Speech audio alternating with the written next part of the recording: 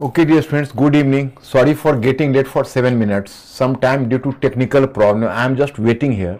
मैं यहाँ वेट कर रहा होता हूँ। मैं भी आप ही की तरह बेचैन होता हूँ। जैसे आप लोगों को लगता होगा कि मैं बैठा हुआ हूँ, क्लास शो नहीं हो रहा, मैं भी बेचैन होता हूँ कि मेरा समय जा रहा, मैं स्टूडेंट से मिल नहीं पा रहा।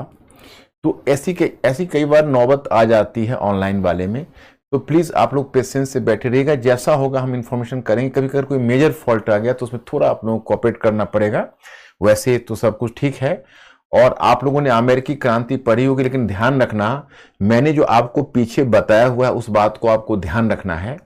जैसे हम लोग इंटीग्रेटेड अप्रोच लेके चल रहे हैं। माय स्टूडेंट्स, मैक्सिमम आप लोग मॉडर्न हिस्ट्री वाले हो, कुछ लोग ऐसे हो जो वर्ल्ड हिस्ट्री वाले हो, लेकिन अब वर्ल्ड हिस्ट्री में जो सिर्फ वर्ल्ड हिस्ट्री में भी जुड़े हो, वो धीरे धीरे हमारे साथ आप ट्यून्ड अप होने की कोशिश करिए। ट्यून्ड अप होने की कोशिश इसलिए करिए क्योंकि मैं अकेला टॉपिक नहीं पढ़ाता और ना मैं आप लोगों को अकेला टॉपिक पढ़ने दूंगा, क्योंकि ये बहुत बड़ा गड्ढा है जिसमें फंसने का चांस होता है। और अगर आप कम पढ़ के ज्यादा प्रोडक्शन देना चाहते हो तो आप यही ध्यान रखना, हमेशा जिंदगी में इंटीग्रेटेड अप्रोच लेकर चलो। अगर सोशल साइंस पढ़ना है, यही सामाजिक विज्ञान पढ़ने की चाबी है जो मैं आपको दे रहा हूं। चलिए, हम लोगों ने क्या देखा कि एक समय था कि सामंतवाद चर्च ताकतवर था। सामंतवाद और चर्च को तोड़कर उसके कब्र से राजतंत्र निकला, उसी के कब्र से मध्यवर्ग निकला। अब इतिहास के इस मोड़ पर राजतंत्र और मध्यवर्ग के बीच प्रतिस्पर्धा है, लेकिन राजतंत्र का अवसरवादिता देखो। एक समय था कि जब राजतंत्र को कुलीन वर्ग और चर्च से संघर्ष चल रहा था, तो उसने मध्य वर्ग की सहायता से कुचल दिया था कुलीन वर्ग और चर्च को। अब उनकी ताकत टूट चुकी थी, वो राजतंत्र के लिए खतरा नहीं थे और तीनों एक ही थैली के चट्टे पट्टे कुल मिलाकर बन गए। और फिर आप देखते हो कि राजतंत्र ने कुलीन वर्ग और चर्च का भी थोड़ा सा, क्योंकि देखो सबके हित एक से जुड़ते थे। अगर राजतंत्र भी इस बात को समझता था कि कुलीन वर्ग और चर्च की शक्ति पूरी तरह टूट गई और मध्य वर्ग हावी हो गया तो फिर मेरे भविष्य का संकट उपस्थित हो जाएगा, इसलिए उसने राजतंत्र और कुलीन वर्ग के जो बचे हुए भाग है उसको बचाए रखने का निर्णय लिया। और बड़ी शिद्दत से उसने राजतंत्र ने एक तरह से उनके साथ गठबंधन बना लिया, लेकिन मध्य वर्ग फिर भी नहीं हटा। मध्य वर्ग ने एक कोड ऑफ कंडक्ट रखा राजतंत्र, कुलीन वर्ग और चर्च के समक्ष कि आप अगर अपने आप को बदल सकते हो तो बदल लो, क्योंकि हम स्थिति को सहन नहीं करेंगे। एक तरह से यही प्रबोधन था। कोई आपसे एक सेंटेंस में पूछे प्रबोधन क्या है, तो यह मध्यवर्गीय विचारधारा है। प्रबोधन राजनीतिक क्षेत्र में संवैधानिक राजतंत्र का मॉडल रखता है, आर्थिक क्षेत्र में मुक्त अर्थव्यवस्था का मॉडल रखता है। वाणिज्यवाद और मुक्त अर्थव्यवस्था का मैं अंतर बता चुका हूं। My students, you people are clear. मैं मानकर चलता हूं कि वाणिज्यवाद नियंत्रित व्यापार की बात करता है, वह राजतंत्र के हाथों व्यापार को नियंत्रित करवाता है। और मुक्त अर्थव्यवस्था कहते हैं कि बाजार के अपने नियम होते हैं। एडम स्मिथ, बाजार का अपना अनुशासन होता है, बाजार के अपने नियमों से चलना है। वह नियम है मांग और पूर्ति के नियम, डिमांड और सप्लाई के नियम। तो इस प्रकार से मुक्त अर्थव्यवस्था की नीति आई। सामाजिक क्षेत्र में व्यक्ति स्वतंत्रता की बात हुई। तो प्रबोधन एक तरफ से राजतंत्र, कुलीन वर्ग और चर्च के लिए अल्टीमेटम था। अब इसका पहला बिगुल फूटा अमेरिका में, अमेरिकी महाद्वीप में, जहां 13 ब्रिटिश अमेरिकी उपनिवेशों ने विद्रोह किया अपने मातृ देश या महानगरीय राज्य के विरुद्ध। एक ही साथ ये कई चीज था, एक ही साथ ये स्वतंत्रता आंदोलन था, एक ही साथ यह एंटी कॉलोनियल यानी उपनिवेशवाद विरोधी आंदोलन था, और एक ही साथ यह मध्यवर्गीय आंदोलन था। और क्यों था यह आगे सिद्ध करूंगा। फिलहाल मैंने पिछले क्लास में आप लोगों को जो एक बात बताई थी, मुझे लगता है कि आप लोग इस बात से वाकिफ हो गए होंगे।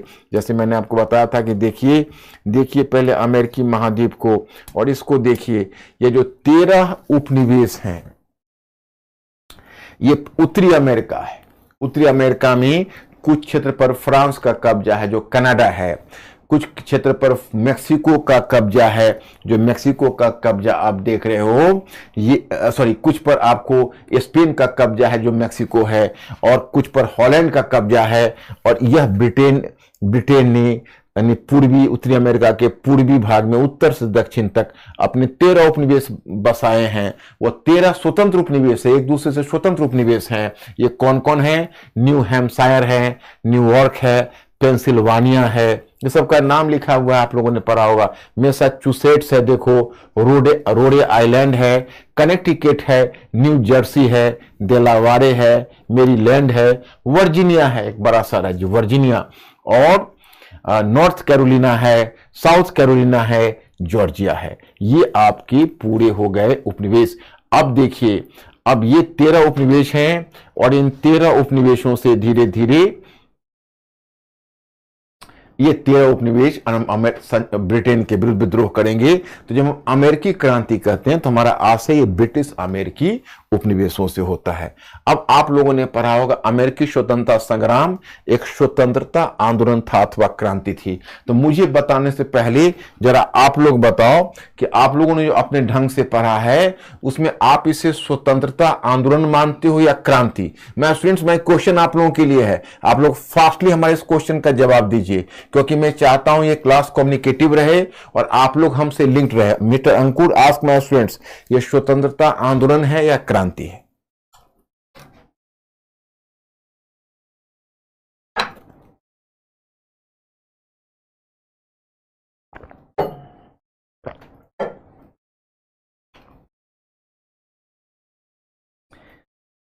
Just waiting for your answer.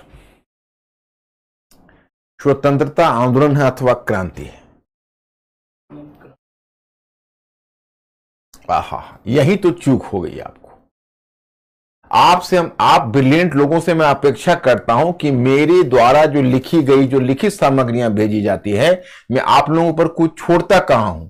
आप लोगों का काम तो केवल चबाना है। देखिए, यह सही है कि अमेरिकी स्वतंत्रता संग्राम मातृ देश के विरुद्ध किसी उपनिवेश का प्रथम विद्रोह था तथा इस विद्रोह के पश्चात उसने स्वतंत्रता हासिल की। फिर भी सही है कि आगे घटित फ्रांस की क्रांति की तुलना में इस क्रांति के मध्य कम रेडिकल परिवर्तन हुए, परंतु इसे महज स्वतंत्रता संग्राम कहना उचित नहीं है, क्योंकि इसने अमेरिकी उपनिवेशों की स्वतंत्रता सुनिश्चित करने के लिए अतिरिक्त उनके राजनीतिक, सामाजिक और आर्थिक ढांचे में भी परिवर्तन लाया। अब देखिए,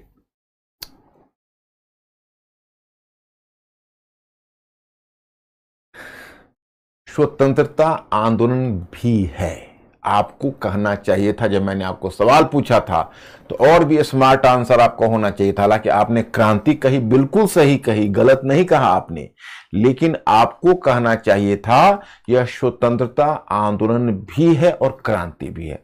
अब देखिए, मातृ देश के विरुद्ध उपनिवेश विद्रोह करके अपनी स्वतंत्रता अर्जित करता है, तो स्वतंत्रता आंदोलन तो है। और क्रांति इसलिए है कि जब अब क्रांति का क्राइटेरिया क्या होता है, मैं मॉडर्न हिस्ट्री में भी बता चुका हूं। मेंटली अलर्ट हो तुम लोग।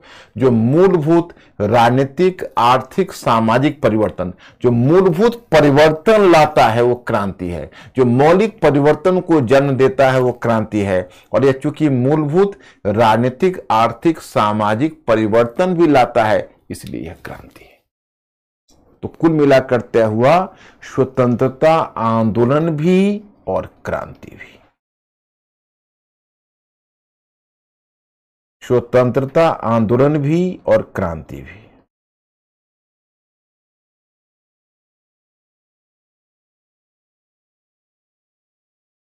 अब मेरा दूसरा सवाल है कि यह मध्यवर्गीय क्रांति से क्यों कहा गया? इसे व्हाई वॉज इट? देखो, इतिहास के इस मोड़ पर तो मध्य वर्ग ही क्रांति ला रहा है, अभी निम्न वर्ग दबा हुआ है। अमेरिकी क्रांति में निम्न वर्ग थोड़ा सा सर उठाएगा। और एक बात, मेरा एक प्रश्न का जवाब आपसे चाहिए कि मध्य वर्ग और निम्न वर्ग, इन दोनों के लक्ष्य में अंतर। अब मैं ये चाहता हूं कि मध्य वर्ग और, लेकिन आप इतना लंबा कैसे लिख पाएंगे, यही मैं बेचैन होकर रह जाता हूं कि आपसे मैं डायरेक्ट पूछना चाहता हूं कि मध्य वर्ग और निम्न वर्ग के अप्रोच में आपको अंतर लग रहा है, या अगर जैसे आप कहते हो मध्यवर्गीय क्रांति है, तो मध्यवर्गीय क्रांति के लिए दो शर्त पूरा होना है इसके निम्नलिखित दो विशेषताएं दिखती है। जो मध्यवर्गीय क्रांति है उसकी दो विशेषताएं दिखती है जो इसे मध्यवर्गीय क्रांति के रूप में स्थापित करती है। प्रथम, इस क्रांति के मध्य नेतृत्व मध्य वर्ग के हाथों में रहा। जैसे मैं आपको यह बताना चाहता कि नेतृत्व, जब मध्य वर्ग, जैसे कहोगे मध्यवर्गीय क्रांति, तो दो क्राइटेरिया फुलफिल होना चाहिए। एक क्राइटेरिया है कि नेतृत्व मध्य वर्ग के हाथों में होना चाहिए, और दूसरा, इस क्रांति के मध्य जो परिवर्तन हुए वह परिवर्तन मध्य वर्ग की आकांक्षा के अनुकूल होना चाहिए। मध्य वर्ग की आकांक्षा क्या है? मध्य वर्ग की आकांक्षा क्या थी? मध्य वर्ग क्या चाहता था? फटाफट टाइप करो तो मध्य वर्ग क्या चाहता था? मध्य वर्ग क्या चाहता था? माय स्टूडेंट्स, बी कम्युनिकेटिव, जरा फास्टली टाइप करिए तो मध्य वर्ग क्या चाहता था?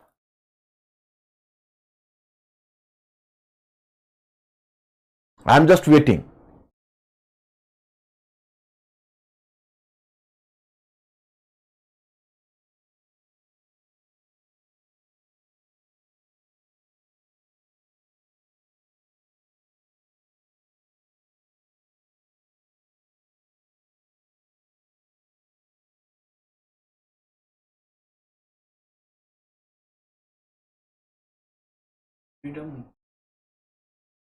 फ्रीडम तो निम्न वर्ग भी चाहेगा। मध्य वर्ग चाहेगा संवैधानिक राजतंत्र, निम्न वर्ग चाहेगा प्रजातंत्र। और जानते हो मध्य वर्ग निम्न वर्ग को क्यों साथ नहीं लेना चाहता था? मध्य वर्ग चाहता था कि हम राजतंत्र से शक्ति, मेरी बात सुनना, मध्य वर्ग चाहेगा कि हम राजतंत्र से शक्ति छीन लें और हम अपने स्तर तक उस शक्ति को रखें। लेकिन मध्य वर्ग यह नहीं चाहेगा कि यह शक्ति हमसे नीचे निम्न वर्ग तक पहुंचना चाहिए, क्योंकि मध्य वर्ग जानता है कि अगर प्रजातंत्र आएगा तो मध्य वर्ग के लिए अच्छा नहीं होगा।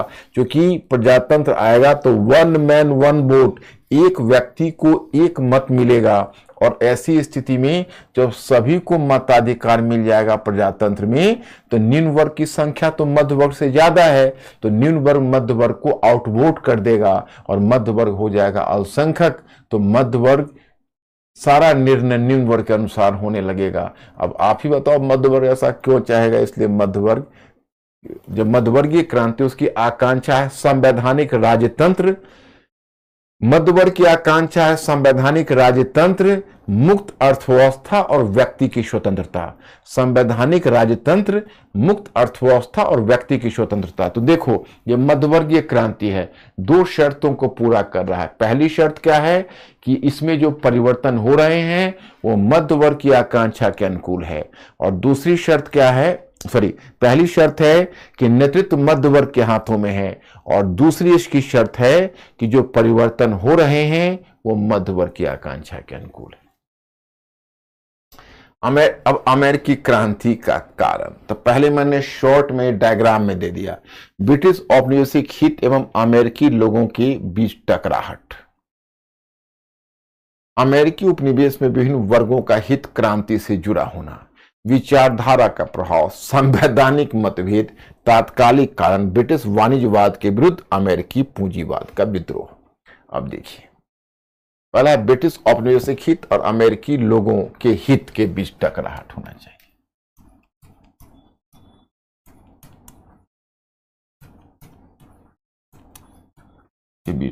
लुई हैकर नामक विद्वान ने इसके पीछे आर्थिक कारक को महत्वपूर्ण माना है तथा उसने घोषित किया है कि अमेरिकी क्रांति ब्रिटिश वाणिज्यवाद और अमेरिकी पूंजीवाद के बीच टकराहट का परिणाम था।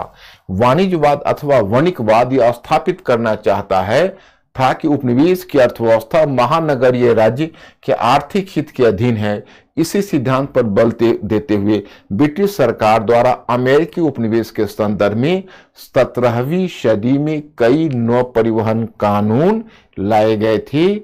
इस कानून के अनुसार, देखो अब ये इतना तो तुम लोगों ने पढ़ लिया होगा, मैं तुमको अपनी भाषा में और शॉर्ट में समझा देता हूं, और जहां नहीं समझ में आएगा वहां तुम बताओगे, मैं बड़ी आसानी से समझा दूंगा। देखो एक टर्म है, टर्म क्या है मैं बताता हूं। देखिए टर्म यह है कि पहला पॉइंट आपको है जो ब्रिटिश औपनिवेशिक हित औपनिवेशिक हित एवं अमेरिकी लोगों के हितों के बीच टकराहट।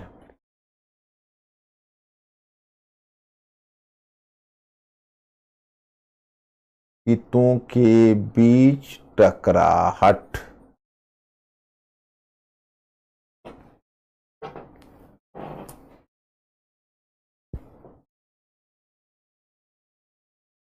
ब्रिटिश औपनिवेशिक हित एवं अमेरिकी लोगों के हितों के बीच टकराहट। इनके हितों के बीच परस्पर टकराहट है। अब देखिए, इसके बाद अगला आपको सेंटेंस मिला, एक विद्वान का नाम मिल गया है, लुई हैकर। नाम याद रखिए, क्या प्रॉब्लम। लुई हैकर इसको एक आर्थिक विद्रोह मानता है इसके पीछे आर्थिक कारण उत्तरदायी है। क्या? तो यह ब्रिटिश वाणिज्यवाद के विरुद्ध, ब्रिटिश वाणिज्यवाद के विरुद्ध अमेरिकी पूंजीवाद का विद्रोह है। तो जो ब्रिटिश औपनिवेशिक हित है वो है वाणिज्यवाद।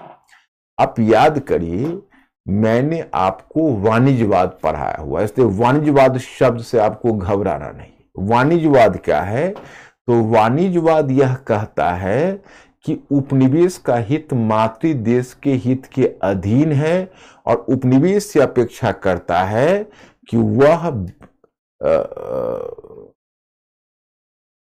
वह मातृ देश को कीमती धातु प्रदान करे, मातृ देश से कुछ वस्तुओं को खरीदे और मातृ देश को कच्चे माल भी प्रदान करे। मतलब उपनिवेश का अपना कोई व्यक्तित्व नहीं है, उसको मातृ देश के हित में काम करना है। ये है वाणिज्यवाद का। वाणिज्यवाद का ही मैंने बताया था बुलियनवाद, कीमती धातुओं का संग्रह निर्यात को अधिक करेगा और आयात को कम करेगा। तीसरा मैंने बताया था आर्थिक राष्ट्रवाद है, जो अधिक से अधिक उत्पादन पर बल देता है ताकि हमारी अर्थव्यवस्था मजबूत हो। और चौथा उसका है उपनिवेशवाद। तो ब्रिटिश वाणिज्यवाद के विरुद्ध ब्रिटिश पूंजीवाद का विद्रोह का मतलब हुआ कि आगे आपको मिला होगा नौ परिवहन कानून। ये नौ परिवहन कानून क्या है? यही तो वाणिज्यवादी नीति है। देखो, अब ब्रिटेन, अब अमेरिकी उपनिवेश हैं, तो उनके साथ कैसा ट्रीटमेंट किया जा रहा है मैं आपको बताना चाहता हूं। उनके साथ ट्रीटमेंट ऐसा किया जा रहा है कि उनको कहा गया, जो नौ परिवहन कानून जो 1651 में लाया गया, उस कानून में कहा गया कि ऐसा है कि आप जो अमेरिकी उपनिवेश हैं वह जो भी निर्यात और आयात करते हैं, मतलब कहीं से वो वस्तुएं खरीदते हैं कहीं बेचते हैं, तो वे वस्तुएं या तो अमेरिकी जहाज में ही या तो वे वस्तुएं ब्रिटिश जहाज में बेच जाने चाहिए या फिर अमेरिकी जहाज में जाने चाहिए। किसी तीसरे देश के जहाज में नहीं जानी चाहिए। हॉलैंड के जहाज में नहीं जानी चाहिए, फ्रेंच जहाज में नहीं जानी चाहिए, स्पेनिश जहाज में नहीं जानी चाहिए। मतलब वो पूरी तरह से चाहते थे कि हमारा नियंत्रण उस पर बना रहे। और एक शर्त और भी रख दी, इतना ही नहीं, या तो आप ब्रिटिश जहाज में भेजिए और फिर आप ऐसे जहाज में भेजेंगे जहां 75% कर्मचारी कम से कम ब्रिटिश हों। अब आप ही बताइए, ऐसे तो पूरी, अब तो हो गया ना नियंत्रण। यही है वाणिज्यवाद। अब वाणिज्यवाद में क्या होता है? ये टर्म वाणिज्यवाद का मतलब व्यापारवाद नहीं है, ये राजनीतिक हित है। एक देश का हित है भाई, हम आपकी इकोनॉमी को अपने ढंग से हम दोहन करेंगे। इतना ही नहीं, आगे और भी कई तरह के रेस्ट्रिक्शन लगाए गए। अमेरिकी उपनिवेशों को कहा गया कि आप कुछ खास वस्तुएं केवल ब्रिटिश व्यापारियों के हाथों ही बेच सकते हैं, किसी अन्य व्यापारियों के हाथों नहीं बेच सकते। इतना ही नहीं, अमेरिकी उपनिवेशों की मुद्रा प्रणाली कैसी होगी? अमेरिकी उपनिवेशों की मुद्रा प्रणाली कैसी होगी? अमेरिकी उपनिवेशों की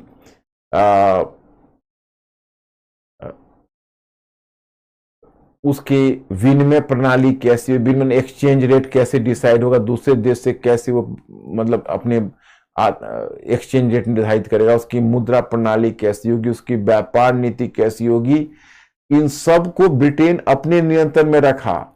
उनको उद्योग भी स्थापित करने की अनुमति नहीं थी। क्यों? क्योंकि अगर उनका उद्योग स्थापित हो जाता तो फिर ब्रिटिश वस्तुओं को वो नहीं खरीदते।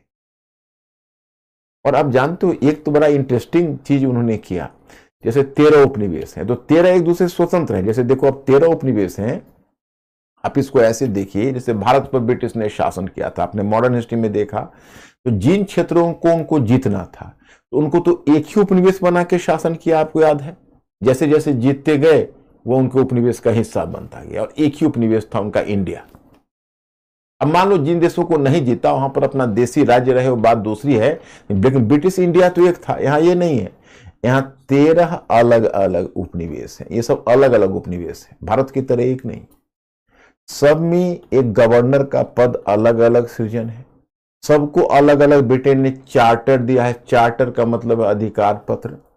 सब में अलग अलग गवर्नर है, सभी में अलग अलग गवर्नर है और सभी उपनिवेश में अपना लोकल विधानमंडल है जिसमें कुछ कुलीनों को प्रतिनिधित्व दिया गया है लोकल विधानमंडल में, और सभी में गवर्नर है और सभी को अलग अलग चार्टर दिया गया। 13 उपनिवेश है। जानते हो नियंत्रण की पराकाष्ठा बताता हूं, आपको सुनकर आश्चर्य होगा।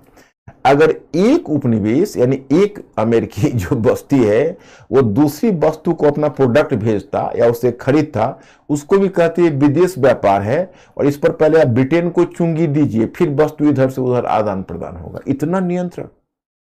चलिए ये हुआ ब्रिटिश वाणिज्यवाद। अमेरिकी पूंजीवाद का मतलब है कि अमेरिकी अर्थव्यवस्था की, माने अमेरिकी उपनिवेशों की अर्थव्यवस्था की दिन दुनी रात चौगुनी प्रगति हो रही थी। उसकी इकोनॉमी में 4 गुना वृद्धि हुई थी। उसका अमेरिकी उपनिवेशों के अपने जो जहाज थे या नौ परिवहन थे वो डेवलप कर रहे थे, अपना जहाज रानी उनका डेवलप कर रहा था। लेकिन जो ये उपनिवेश थे उनको अच्छी भली भांति यह बात प्रकट हो गई थी कि अगर हमें तरक्की करनी है तो ब्रिटेन को जाना होगा। हमें अगर तरक्की करनी है तो ब्रिटेन को जाना होगा, नहीं तो हम तरक्की नहीं कर पाएंगे। जैसे और अमेरिकी उपनिवेशों का चरित्र भी बदलने लगा था। अब वो उपनिवेश नहीं गए, धीरे धीरे राष्ट्र का शक्ल ले रहे थे, उनमें सजगता बढ़ रही थी, जागृति बढ़ रही थी। जागृति बढ़ने की वजह थी वो सब तो ब्रिटिश मूल के ही थे ना, जो ब्रिटेन से भागे हुए आए थे यहाँ उपनिवेश। हाँ, एक चीज मैंने आप लोगों को अभी नहीं बताया, ये मिस हो गया, इसको मैं पहले बता देता तब। खैर चल इस पॉइंट को बताने दो, मैं इसको आप लोग ओके करना, तो फिर मैं अमेरिकी समाज कैसे था, उसके समाज में किस तरह की हायरार्की थी उसको बता देंगे, फिर हम दूसरे पॉइंट पर बढ़ेंगे। वो थोड़ा सा मिस हो गया, नहीं तो आपको कंफ्यूजन हो जाएगा, और हम कोई भी कंफ्यूजन सहन नहीं कर सकते। आप लोगों को थोड़ा भी कंफ्यूजन नहीं हो, बिल्कुल शीशे की तरह साफ हो चीजें। तो ये जो आप देख रहे हो ये ब्रिटिश वाणिज्यवाद के विरुद्ध नौ परिवहन कानून और नियंत्रण लाया। तो अमेरिकी पूंजीवाद का विद्रोह किया। अमेरिकी पूंजीवाद, क्योंकि अमेरिकी अर्थव्यवस्था बढ़ रही है, अमेरिकी जहाजरानी कानून बढ़ रहा है, अमेरिका औद्योगिकरण के कगार पर है, लेकिन अमेरिकी उपनिवेशों को लग रहा है जब तक ब्रिटेन यहां से जाएगा नहीं तब तक हमारी तरक्की नहीं हो सकती। तो ब्रिटिश और अमेरिकी हित के बीच सीधा टकराहट है। अब बताइए, क्रांति तो होनी ही थी, नंबर 1। नंबर 2 कि जब कोई घटना, जैसे कोई अमेरिकी क्रांति का कारण पूछे तो एक कारण होता है आर्थिक भौतिक, तो बाकी कारण है वो आर्थिक भौतिक होता है। आर्थिक भौतिक कारण में होता है जैसे इकोनॉमिक कारण है, राजनीतिक, जो भी मतलब जो भी हित से संबंधित भौतिक कारणों से जुड़ा होता है, जिसमें आपके हित टकरा रहे हो, आर्थिक हित टकरा रहे हो, राजनीतिक हित टकरा रहे हो, ये सब हित टकरा रहे हो। लेकिन जो एक दूसरा जो फैक्टर होता है उसको कहते हैं वैचारिक विचारधारा। मतलब एक है कि परिस्थितियां इतनी खराब है कि आप रह नहीं सकते, दूसरा है कि आप एक ऐसी विचारधारा के प्रभाव में आ गए हो जो विचारधारा आपको प्रेरणा दे रही है, विद्रोह करो, वो वैचारिक कारक होता है। तो ये आर्थिक कारक है, इसके साथ और भी राजनीतिक कारक, वो सब आर्थिक भौतिक में हम ले लेंगे और फिर वैचारिक कारक में लेंगे। देखिए दोनों के अपने अपने महत्व है, लेकिन दोनों में अगर एक को किसी को चुनना होगा तो पहला महत्व हम आर्थिक भौतिक को ही देते हैं। जब कार्ल मार्क्स जैसा चिंतक आया तो उसने आर्थिक कारक को बहुत महत्व दिया, तो हम लोग पहला कारक आर्थिक भौतिक को ही देते हैं। तो ये ब्रिटिश उपनिवेशवाद के विरुद्ध या ब्रिटिश वाणिज्यवाद के विरुद्ध अमेरिकी पूंजीवाद का विद्रोह था। तो मेरे विचार में यह पॉइंट आप लोगों को क्लियर हो गया होगा, हाँ या ना? थोड़ा सा हिंट कर दीजिए ताकि मैं आगे बढ़ जाऊं। Ankur, ask the question from my students. हाँ बोलो। शीतल पूछ रही है सर, यहाँ पे अलग अलग उपनिवेश स्थापित करने के पीछे क्या रीजन था? इंडिया में तो ऐसा कोई रीजन ऐसा नहीं था। 1602 में उन्होंने पहला उपनिवेश स्थापित किया। स्थापित करते थे तो उसको अलग चार्टर दे देते थे, मतलब वहां पर व्हाइट लोग जाके बसते थे और वो व्हाइट लोग जब वहां बस जाते थे तो अपने आप को अलग रखना चाहते थे, तो वो अपना चार्टर दे दिया। फिर दूसरा बस्ती, फिर व्हाइट लोग दूसरे फेज में जाके बसाया, तो फिर वहां पर चार्टर दे दिया। मतलब वहां पर जो रेड इंडियंस है उसको लड़ के, उसको निष्कासित करके, उसको हटा के अपनी बस्तियां बसाते थे। वहां पर उनका जो तरीका था वो तरीका अलग था। ये संयोग की बात है। ओके है, देखो फेस कर रहे हैं सर, आर्थिक भौतिक अरे आर्थिक भौतिक का मतलब है जो तुम्हारा आर्थिक कारक है, राजनीतिक कारक है, सामाजिक कारक है, सबको आर्थिक भौतिक में रख लो। जो मतलब ये भौतिक, जैसे तुमको रहने में, तुम्हारे खाने में दिक्कत हो रही तो आर्थिक कारक है। अब आर्थिक भौतिक कारक का मतलब हुआ जैसे अब ब्रिटेन का आर्थिक हित को हानि हो रही है तो आर्थिक भौतिक कारक है। ब्रिटेन पर जबरन, सॉरी, ये इसको अमेरिका की आर्थिक भौतिक की हानि हो रही है तो आर्थिक भौतिक कारक है। और वैचारिक कारक का मतलब हुआ एक नवीन विचारधारा के प्रभाव में विद्रोह किया।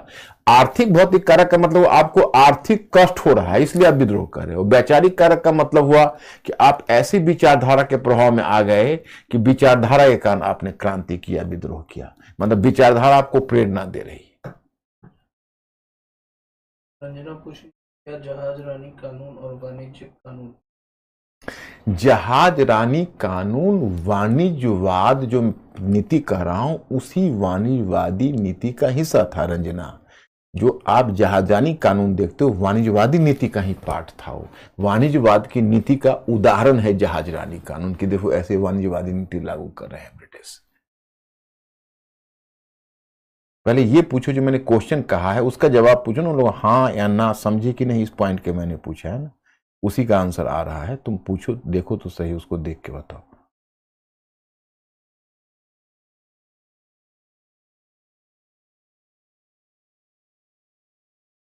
यस। ओके है, ठीक है, आगे बढ़ता हूं। अब मैं स्टूडेंट पॉइंट नंबर 2 पर चलने से पहले मैं एक काम कर देता हूं। ये अमेरिकी समाज है, तो अमेरिकी समाज में एक वर्ग नहीं है, कई वर्ग है। अमेरिकी समाज है, तो कौन कौन सा वर्ग है देखो। ओ सॉरी, जस्ट वन। ये अमेरिकी समाज है। अब अमेरिकी समाज में कौन कौन से वर्ग है उनके बारे में बताता हूं। जैसे देखो, सबसे ऊपर है कुलीन वर्ग, कुलीन एवं भद्रजन।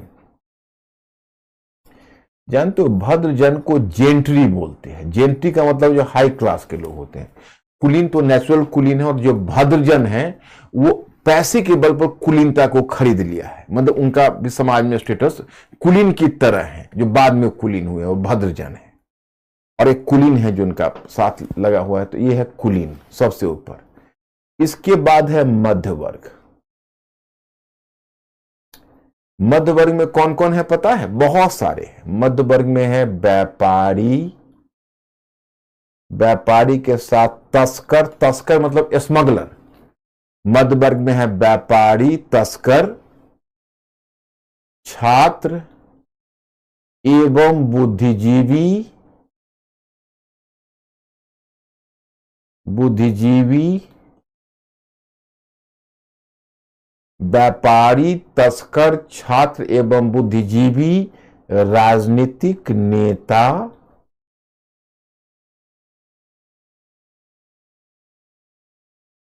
छात्र एवं बुद्धिजीवी, राजनीतिक नेता, ये सब सभी आ गए मध्य वर्ग में।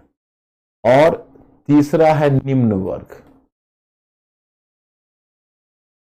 निम्न वर्ग में कौन है पता है? किसान एवं मिस्त्री। उसको मिस्त्री बोलते थे। मिस्त्री किसको बोलते हैं पता है? कारीगर को। कारीगर जिसको दस्तकार बोलते हो उसी को बोलते हैं मिस्त्री, कारीगर। किसान एवं मिस्त्री है निम्न वर्ग में। इसके अलावा कौन है पता है? दास है। दास में आपको आश्चर्य होगा, श्वेत लोग भी दास हैं। जो व्हाइट मैन है वो भी दास हैं। अब ये श्वेत दास कौन है पता है? जो लोग तो है यूरोपीय मूल के हैं लेकिन गरीब हो गए बहुत ज्यादा और अपने आप को दास की तरह बेच दिया दूसरे की सेवा करने के लिए, क्योंकि उनके पास पैसे की तंगी थी, तो वो हो गए व्हाइट दास। इसके अलावा अफ्रीका से, क्योंकि अमेरिका में आप देखते हो बागवानी खेती होती थी और बागवानी खेती को चलाने के लिए उतना लेबर अमेरिका में नहीं था, तो बागवानी खेती को चलाने के लिए बड़ी संख्या में दासों को हायर किया जाता था। तो दासों को वहां से जो लाते थे तो बागवानी खेती को कराने के लिए उनको वो अफ्रीकी दास थे। और एक बात पता है ना, जब यहां से व्हाइट लोग गए थे, मैंने आपको बताया, चाहे वो दक्षिणी अमेरिका हो या उत्तरी अमेरिका है, तो उसके जो नेटिव लोग थे, वहां के जो देशी लोग थे, उन देशी लोगों को क्या कहा जाता था? वहां के देशी लोगों को कहा जाता था रेड इंडियंस। तो जब वो गए वहां, तो वहां के देसी लोगों को दबाया, सताया और गुलाम बना लिया। तो उनके जो देशी लोग थे वो देशी लोग गुलाम बन चुके थे। तो जिन देशी लोगों को गुलाम बनाया, बहुत सारे देशी लोग तो भाग गए, रेड इंडियंस तो कोई बात ही नहीं है, लेकिन जो देशी लोग गुलाम बन गए वो भी दास थे। इसको कहते हैं अमेरिकी दास। तो अफ्रीकी दास भी है, अमेरिकी दास भी और श्वेत दास भी है। तो देखो इतने में हमने बांट दिया, ऊपर कुलीन और भद्रजन, नीचे मध्य वर्ग में व्यापारी, तस्कर स्मगलर, छात्र एवं बुद्धिजीवी, राजनीतिक नेता। निम्न वर्ग में किसान और मिस्त्री अथवा कारीगर, दास में व्हाइट स्लेव्स यानी श्वेत दास, अफ्रीकी दास और अमेरिकी दास, अमेरिकी स्लेव्स। तो यही है अमेरिका का कॉन्फ़िगरेशन। अब दूसरे पॉइंट पर चलते हैं। पहला पॉइंट है कि ब्रिटिश और अमेरिकी उपनिवेश के हितों में टकराहट, ब्रिटिश उपनिवेशवाद और अमेरिकी उपनिवेशों के हितों में टकराहट, या यह ब्रिटिश वाणिज्यवादी नीति के विरुद्ध अमेरिकी पूंजीवाद का विद्रोह था। लुई हैकर का भी मैंने विचार बताया, पॉइंट फर्स्ट था। अब मैं आपको ले चलता हूं पॉइंट 2 में। अब ये तो आपको यहां पर दिया हुआ है मैटर को बढ़िया से आपको पढ़ना है। अब देखिए, अब यहां पॉइंट नंबर 2 में दिया हुआ है किन वर्गों के हित क्रांति से जुड़े हुए थे। किन वर्गों के, मतलब ये आप कह सकते हो यहां पर टाइटल, बल्कि एग्जैक्ट टाइटल में बता देता हूं कि आपका टाइटल अमेरिका में विभिन्न वर्गों के हित क्रांति से जुड़ा होना, यानी विभिन्न वर्गों का हित क्रांति से, विभिन्न वर्गों का हित क्रांति से जुड़ा होना। अब किसका हित क्रांति से जुड़ा हुआ है, तो हमने आपको पहले भी आपको मैटर नहीं दिया है, लेकिन बताता हूं। देखो, एक है व्यापारियों का हित क्रांति से जुड़ा हुआ है। जो अमेरिकी पूंजीपति उनका हित जुड़ा, उनको लगता है कि जब तक ब्रिटेन यहां से जाएगा नहीं, हम मुनाफा नहीं कमा सकते। तो व्यापारी वर्ग क्रांति चाहता है, अमेरिका से स्वतंत्र होना चाहता है, सॉरी ब्रिटेन से स्वतंत्र होना चाहता है। अच्छा, वहां के जो अमेरिकी लोग उसमें जो देखो, अब इसमें अधिकांश जो व्हाइट लोग हैं, जैसे आपको मैंने अभी जो उसका समाज का टेक्सचर बताया, देखो जैसे अभी समाज का जो मैंने टेक्सचर बताया, तो कुलीन और भद्रजन वो भी ब्रिटिश मूल के हैं, मध्य वर्ग के लोग भी ब्रिटिश मूल के हैं, निम्न वर्ग किसान और मिस्त्री भी आए हैं ब्रिटेन से। आपको एक बात मैं अमेरिका के बारे में बताना चाहता हूं कि अमेरिका में जैसे ब्रिटिश अमेरिकी उपनिवेश है, उसमें तरह तरह के लोग हैं, उसको ध्यान करिए। कुछ व्यापारी हैं जो वहां आए अपना भाग आजमाने, चूंकि वो प्रचुरताओं का महाद्वीप था, वहां रातों रात लोगों का भविष्य बदलता था, उनको लगता था हमारा भी भविष्य बदल जाएगा, तो वैसे व्यापारी आए। तस्कर वहां इस अपॉर्चुनिटी में आए कि हम अटलांटिक महासागर में खुलकर तस्करी कर सकेंगे। फिर वहां पर आ गए आप देखोगे छात्र बुद्धिजीवी भी अपने आ गए, बहुत उसी में से उनके बाल बच्चे छात्र बुद्धिजीवी बन गए। राजनीतिक नेता भी कुछ आ गए जो वहां पर अपनी स्वतंत्र रूप से सरकार बनना चाहते थे। अब निम्न वर्ग में किसान है, वो भूमि की खोज में अमेरिका में आ गए, भूमि की प्रचुरता थी। कारीगर भी अपने जीविकोपार्जन के लिए आ गए, और दास तो मजबूरी में दास बन गए। आप देखते हो तो सभी लोग वहां से आए हुए थे, उसमें अधिकांश ब्रिटिश मूल के थे, और जो रेड इंडियंस थे वो तो दास बना दिए गए या भगा दिए गए। यही स्थिति है, और दासों के आधार पर खेती वेती भी होती थी। इस तरह से तुम देखते हो कि बड़ा ही अजीब अमेरिकी समाज था। एक बात और भी है, जो बहुत सारे, जैसे कि आप तो ब्रिटेन में जब मैंने स्टुअर्ट वंश का शासन कहा था, आपको याद होगा, जिसमें मैंने जेम्स फर्स्ट कहा था, उसके बाद चार्ल्स द्वितीय, जेम्स द्वितीय में स्टुअर्ट वंश का शासन कहा था, जहां पार्लियामेंट के साथ लड़ाई हुई थी, जो गौरवपूर्ण क्रांति मैंने आपको बताया था। तो मैं उसी अंदाज में आपको बोलना चाहता हूं कि एक्चुअली उस समय बहुत सारे, जब जिसमें स्टुअर्ट वंश का शासन था, तो स्टुअर्ट वंश के शासक रोमन कैथोलिक थे। वो प्रोटेस्टेंटों को दबाते और सताते थे। तो ब्रिटेन से बहुत सारे प्रोटेस्टेंट, जैसे ब्रिटेन में जो प्रोटेस्टेंट थे उसको प्यूरिटन्स बोलते थे, बहुत सारे प्रोटेस्टेंट अमेरिका में भाग आए थे और वहां पर अपनी जान बचा के, तो वो भी अमेरिकी उपनिवेश में थे। और मैं आपको बता दूं, अमेरिका ब्रिटेन का पेनल कॉलोनी था। जैसे अंडमान भारत का पेनल कॉलोनी था, उसी तरह अमेरिका ब्रिटेन का पेनल कॉलोनी था।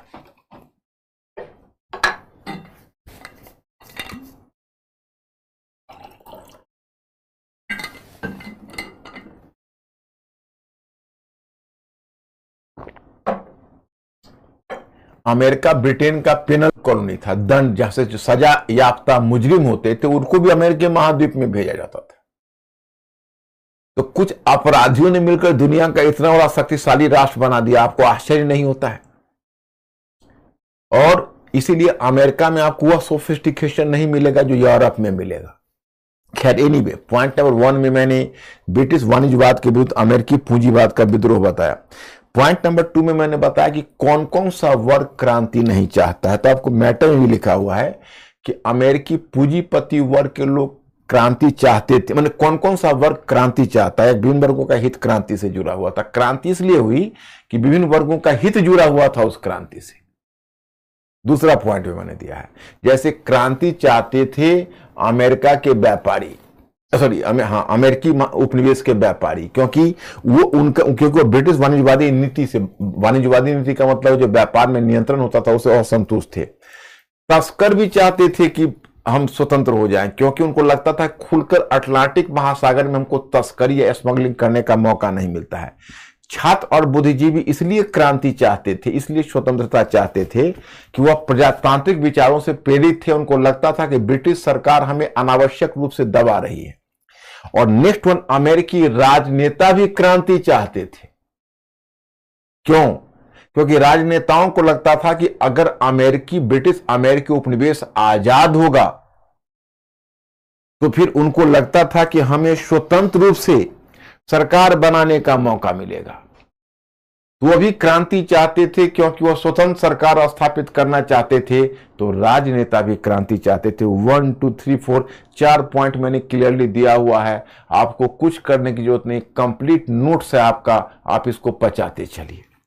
फिर आपने तीसरा पॉइंट, उसके बाद इतना ही नहीं, 4 ही नहीं है, और भी पॉइंट्स आपको, जैसे मतलब वर्जीनिया के तंबाकू उत्पादक। अब वर्जीनिया मैं फिर एक बार मानचित्र पर दिखाऊं या आप लोग देख लोगे? बताओ, वर्जीनिया को दिखाना है या आप लोग देख लोगे? देखो, ये है वर्जीनिया, ये है आपका वर्जीनिया। ये बड़ा सा प्रोविंस है, आज भी चर्चा में होता है वर्जीनिया। तो वर्जीनिया में के जो तंबाकू उत्पादक थे, वो तंबाकू उत्पादक भी स्वतंत्र होना, वो भी क्रांति चाहते थे। क्यों क्रांति चाहते थे? इनके साथ क्या प्रॉब्लम था पता है?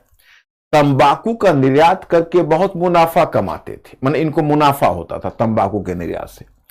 तो ये तंबाकू की खेती जितना कर सकती थी उतना तो लैंड का विस्तार इन्होंने कर दिया। अब ये चाहते थे और भी पूरब की तरफ विस्तार करें, सॉरी पश्चिम की तरफ, नॉट पूरब, उल्टा बोल गए, माने पश्चिम, लेफ्ट हैंड, और पश्चिम की तरफ विस्तार करें। लेकिन जानते हो पश्चिम की तरफ विस्तार करने में ब्रिटिश सरकार ही बाधा उपस्थित कर रही थी। ब्रिटिश सरकार कर रही थी कि नहीं, आप विस्तार मत करिए। तो क्यों? तो तर्क दे रही थी कि वहां पर रेड इंडियंस देसी लोग हैं, आप विस्तार करेंगे तो देसी लोगों को विस्थापित करेंगे। कितना है टेम्परेचर? तो आप अगर विस्तार करेंगे तो देसी लोगों को विस्थापित करेंगे, विस्थापित करेंगे तो देसी लोगों से संघर्ष होगा, अनावश्यक यहां पर कमोशन होगा, इसलिए आप यहीं रुकिए, अब आप और अधिक विस्तार मत करिए। तो उनका कहना है कि आप और अधिक विस्तार मत करिए। ये किसका कहना है? तो ब्रिटिश सरकार का कहना है। लेकिन इसके पीछे उनका अपना एक अलग स्वार्थ था। स्वार्थ ये है कि देखो, ये जो जमीन थी, ये जमीन किसान जोतते थे, लेकिन इस जमीन के जो मालिक थे वो ब्रिटेन में बैठे हुए कुलीन होते थे। यहां से उनको एक तरह से फायदा होता था कि जमीन के बदले उनको थोड़ा रेंट मिलता था। तो उनका जो ब्रिटिश जो कुलीन थे, उनको डर यह था कि अगर इनको हम पश्चिम की तरफ विस्तार करने देंगे तो इन नई जमीन पर कब्जा कर लेंगे और उसके मालिक खुद बन जाएंगे और इस जमीन को खाली कर देंगे। तो इस जमीन को खाली कर देंगे तो जो थोड़ा बहुत रेंट हमको मिलता है वो रेंट मिलना बंद हो जाए। इसीलिए वो चाहते थे कि नहीं, पश्चिम की तरफ विस्तार नहीं हो। तो वर्जीनिया के तंबाकू उत्पादक को लगता था कि हम तंबाकू की तो जी भर कर खेती कर ही नहीं पाएंगे जब तक हम यहाँ से ब्रिटिश लोगों को भगा न दें। तो वो चाहते थे कि चलो हम ब्रिटिश लोगों को यहाँ भगा देते हैं ताकि हम जी भर कर खेती कर सके तंबाकू की। So that is the factor है। तो ये फैक्टर के रूप में आपका काम कर रहा है। अब देखिए,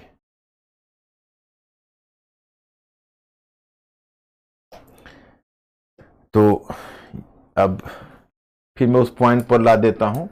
तो वर्जीनिया के तंबाकू उत्पादक है वो भी चाहते थे कि क्रांति हो, और वर्जीनिया के तंबाकू, अब देखो एक भी आपको यह भी देखना है, कुछ लोग ऐसे भी थे जो क्रांति नहीं चाहते थे। हालांकि आप लोगों से ऐसा क्वेश्चन नहीं पूछेगा, मैं एक इंटरेस्टिंग क्वेश्चन आपको बताता हूं। ऑप्शनल में एक बार क्वेश्चन पूछा था, शॉर्ट नोट में पूछा था कि अमेरिकी स्वतंत्रता की घोषणा पर बोस्टन, फिलाडेल्फिया, मैसाचुसेट्स, माने बोस्टन, फिलाडेल्फिया, मैसाचुसेट्स एवं अन्य स्थानों पर आनंद ध्वनि करने, तोप और बंदूक दागने तथा गिरजाघर में घंटे बजाने के लिए बहुत सारे लोग एकत्रित हुए थे, परंतु कुछ लोग ऐसे थे जो खुश नहीं थे। कुछ लोग ऐसे भी थे जो खुश नहीं थे। तो भाई कौन लोग खुश नहीं थे क्रांति से? तो कुलीन वर्ग के लोग खुश नहीं थे। कुलीनों को लगता था कि विधानमंडल में भी हमारी उपस्थिति है, वहां हमारे बहुत सारे विशेषाधिकार अमेरिकी कॉलोनीज में हैं। कुलीनों को लगता था, और कुलीनों को लगता था कि अगर कल को ब्रिटिश सरकार यहां से चली जाएगी और उनको अगर भगा देंगे ये लोग, तो चूंकि क्रांति मध्यवर्गीय है तो मध्यवर्ग हमारे सारे विशेषाधिकारों को समाप्त कर देंगे, तो उनका पूरा भविष्य ब्रिटिश के साथ था। इसलिए वो क्रांति नहीं चाहते थे। बल्कि आपको पता चलना चाहिए कि जब क्रांति घटित हुई तो 80,000 कुलीनों ने ब्रिटिश अमेरिका को छोड़ दिया और 80,000 कुलीन कनाडा की तरफ पलायन कर गए। ये हाल रहा। 80,000 कुलीन कनाडा की ओर पलायन कर गए। ये था उनका आलम। तो ये नहीं चाहते थे। और कौन नहीं चाहते थे? रेड इंडियंस नहीं चाहते थे। रेड इंडियंस को लगता था कि अगर थोड़ी बहुत सुरक्षा हमें मिल रही है तो ब्रिटिश सरकार ही हमें सुरक्षा दे रही है। अगर ब्रिटिश सरकार यहां से चला जाए तो पता नहीं जो सेटलर्स लोग हैं, ये लोग जो ब्रिटिश अमेरिकी लोग हैं, जो यहाँ पर बसे हुए लोग हैं, पता नहीं हमारे साथ क्या करें। और एक चीज और भी है, मध्य अमेरिकी क्षेत्र है, उसके किसान भी क्रांति नहीं चाहते थे, क्योंकि उनको भी लगता था कि पता नहीं, उनके बारे में एक सेंटेंस आपको मिला होगा कि वो अमेरिका के उथल पुथल, यानी वो भविष्य की अनिश्चितता से डरते थे। उनको लगता था कि पता नहीं भविष्य में जो नई व्यवस्था कायम होगी उसमें कौन होगा, कैसे चलाएगा, उसका स्वरूप क्या होगा, कहीं हम फंस न जाए। तो भविष्य में आने वाले उथल पुथल और अनिश्चितता से भयभीत थे। तो ये सब क्रांति नहीं चाहते थे। तो कुछ लोग क्रांति चाहते थे और कुछ लोग क्रांति नहीं चाहते थे। तो मुझे लगता है कौन लोग क्रांति चाहते थे और कौन लोग क्रांति नहीं चाहते थे, ये तुम लोगों को क्लियर हो गया होगा। अगर किसी को दिक्कत है तो बोलो, आप लोग ओके हो, ओके करो ताकि मैं आगे बढ़ूं। अंकुर पूछो मेरे स्टूडेंट से क्या सिचुएशन है इनका। Let the class be communicative. आप लोग एकदम हमारे साथ कम्युनिकेट करिए और हम विजुअलाइज करते हैं कि आप लोग सामने बैठे हुए हैं। अंकुर क्या सिचुएशन है?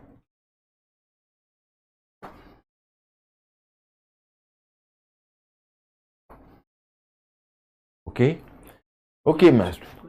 पूछ रहे हैं सर कि रेड इंडियंस ही क्यों बोले, रेड अमेरिकन क्यों नहीं?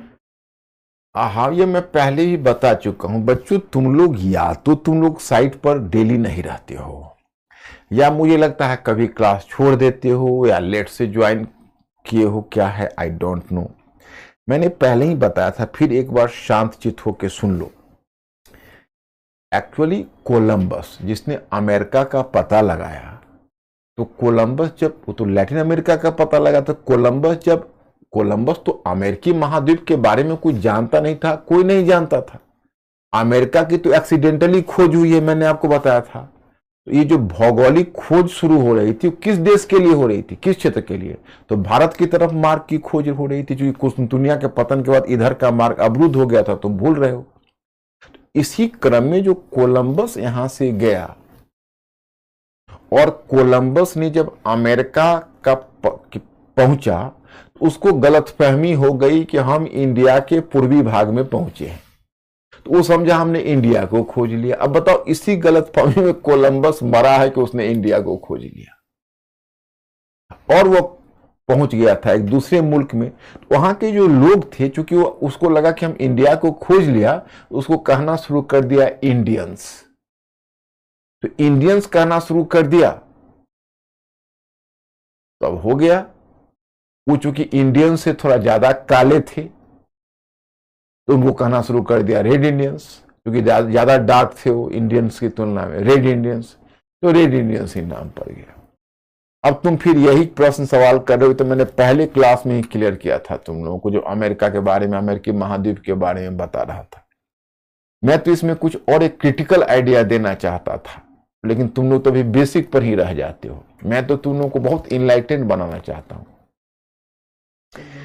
एक ऑथर है, एक मिनट, एक ऑथर है, उसका नाम है महमूदानी। उन्होंने बड़ा एक अच्छी बात लिखी। उन्होंने कहा कि एक तरह से अमेरिकी लोगों को रेड इंडियंस नाम देकर उनके पोजीशन को अवैध कर दिया। अवैध करने का मतलब है कि अपने ही देश में उनको इंडियन कह दिया, माने उनका मुल्क भी नहीं, माने वो अमेरिकन है, उनको इंडियंस कहा जा रहा है, अपने मुल्क में उनको बेगाना बनाया जा रहा है। ये बड़ा क्रिटिकल एक ऑथर ने इस बात को कही है, आप लोग भी ध्यान रखना। हाँ अंकुर, अब बोलो। सर जूही पूछ रही, अमेरिकी क्रांति में वैचारिक विचारधारा क्या थी? जूही, क्यों आप इतना बेचैन हो रहे हो? जूही, अभी तो मैंने भौतिक आर्थिक कारक एक कारक बताया, फिर दूसरा कारक मैंने बताया, अब तीसरा कारक कहां आने वाला हूं। जैसे यही तो विचारधारा का प्रभाव तीसरा कारक में आने वाला हूं। तो आप मुझे अपने कोर्स में काम करने दो, पीछे जो मैं आपसे पूछूं उसमें आप सवाल करो। आगे जो मैं पढ़ाने वाला हूं उसमें सवाल करके आप अपना और हमारा समय सिर्फ नष्ट करोगे। आपको जो मैं बता दूंगा तो शीशे की तरह साफ हो जाएगा। अब देखो, यह है कि कुछ विद्वान इस क्रांति के लिए वैचारिक, संवैधानिक आदि कारकों को कहीं अधिक प्रभावी मानते हैं। वैचारिक का मतलब विचारधारा की भूमिका। जैसे आप प्रबोधन में ही देखते हो, तो प्रबोधन में देखते हो उसमें के जो थिंकर्स थे, तो उसमें के थिंकर्स में आपने वॉल्टेयर का नाम सुना, मॉन्टेस्क्यू का नाम सुना, आपने रूसो का नाम सुना। ये सब क्या है? इनकी जो विचार है वही तो विचारधारा की भूमिका होती है। तो बहुत ही बेसिक टर्म होता है विचारधारा की भूमिका। तो यहां पर देखो कि कुछ विद्वान इस क्रांति के लिए वैचारिक, संवैधानिक आदि कारकों को कहीं अधिक प्रभावी मानते हैं। गौरतलब है कि अमेरिकी लोगों का आर्थिक शोषण दीर्घकाल से हो रहा था, परंतु 1770 के दशक में आकर वे विद्रोह के लिए उतारू हो गए। इस तथ्य की व्याख्या विचारधारा के संदर्भ में की जा सकती है। अमेरिकी बुद्धिजीवियों पर यूरोपीय प्रबोधन का गहरा प्रभाव रहा था। प्रबोधन के प्रभाव में उनमें वाणिज्यवाद के प्रति विद्रोह और मानव तथा व्यक्ति के अधिकारों के प्रति सजगता बढ़ गई। कम से कम 2 अमेरिकी बुद्धिजीवी बेंजामिन फ्रैंकलिन एवं थॉमस जेफरसन, देखो ये 2 ऐसे अमेरिकी बुद्धिजीवी हैं, बेंजामिन फ्रैंकलिन एवं थॉमस जेफरसन ने तो यूरोप की यात्रा भी की थी। मतलब ये 2 विद्वान ऐसे स्कॉलर्स हैं जिन्होंने यूरोप की यात्रा की, इतनी यूरोप के प्रबोधन से प्रभावित थे, अमेरिकी लोगों पर यूरोपीय प्रबोधन का प्रभाव था। और मैं आपको बताऊं कि यहां पर जो कई लोग ऐसे थे जो इनका विचारधारा यूरोपीय प्रबोधन का, जैसे यूरोपीय विचारक थे, उनका गहरा प्रभाव अमेरिकी बुद्धिजीवियों पर था। इतना तक कि बेंजामिन फ्रैंकलिन और थॉमस जेफरसन ये अमेरिकी विद्वान थे, इन्होंने यूरोप की यात्रा कर ली। अब देखो, आप में से बहुत सारे लोग उसमें से विचारधारा विचारधारा विचारधारा की बात करते हो। देखो, तुम यहां छोड़ो, मॉडर्न हिस्ट्री पर आओ। आप तो देख रहे हो कि ब्रिटिश जब उपनिवेशवाद भारत में स्थापित हुआ तो शोषण हुआ, किसानों का शोषण हुआ, जनजातियों का शोषण हुआ, बहुत सारे वर्गों का शोषण हुआ। वो विद्रोह भी करते थे, उनके पास कोई सम्यक विचार नहीं होता था, तो एकदम प्याली के तूफान की तरह वो टेरते, कभी मुंडा विद्रोह, कभी संथाल विद्रोह, कभी दक्कन के दंगे तो छेड़ते थे, लेकिन उनके पास कोई विचारधारा का सपोर्ट नहीं होता था। लेकिन आप याद करो, पश्चिम की जो उदारवादी विचारधारा का भारतीय बुद्धिजीवियों पर प्रभाव पड़ा तो कैसे आंदोलन का पूरा रुख बदल गया और आधुनिक राष्ट्रवाद आ गया। तो मैं आपको बताना चाहता कि जैसे अगर विचारधारा का सपोर्ट ना हो तो फिर क्रांति नहीं होगी, विद्रोह हो जाएगा। विद्रोह में न कोई योजना होगी, न कोई कार्यक्रम होगा, न कोई स्पष्ट दृष्टिकोण होगा। और जब एक खास विचारधारा के संपर्क में लोग आ जाता है, देखो, विद्रोह तो इसलिए करता है, कष्ट होता है, चाहे विचारधारा हो या ना हो, कष्ट अगर आपको होगा तो आप तो विद्रोह करोगे। लेकिन अगर विचारधारा का सपोर्ट है तो आप सुसंगठित विद्रोह करोगे, आप प्लानिंग करके विद्रोह करोगे और एक आप योजना बनाओगे कि हमें किस तरह से व्यवस्था में परिवर्तन लाना है, तब वो क्रांति हो जाती है। तो विचारधारा का भी अहम योगदान होता है। परिस्थितियां तो आर्थिक भौतिक कारक निर्मित करती है, लेकिन जो विचारधारा होती है वो एक विद्रोह को क्रांति बना देती है, वो उसको एक नवीन दिशा दे देती है। जो ही आप समझ गए या बाकी हमारे स्टूडेंट समझ गए कि नहीं, ओके करो या नहीं करो, आप जैसा आपको उचित लगता है। अभी जो मैंने आपको बताया, अब आपको विचारधारा की भूमिका समझ में आया या कोई दिक्कत है तो मैं फर्दर हेल्प करूं। अंकुर, पूछिए।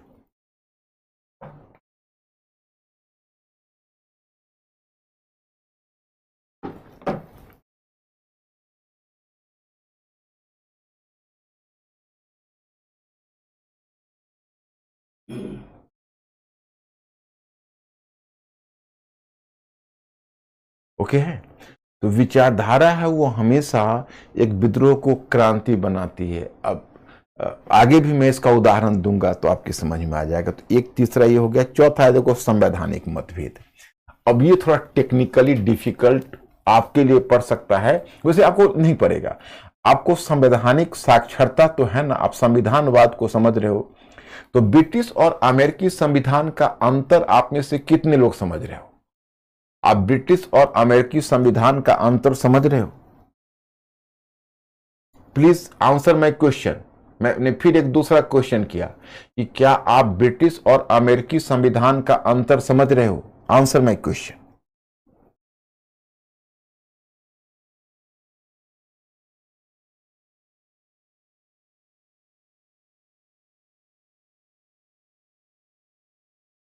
समझ रहे हो?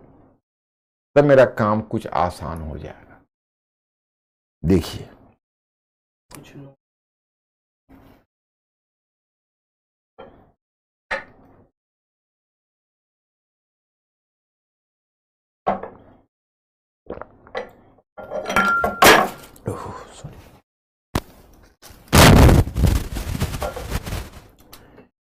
देखो,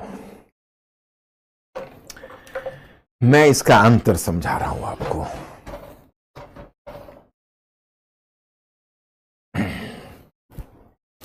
देखिए, आप मान के चलिए यह है ब्रिटिश संविधान। ब्रिटिश संविधान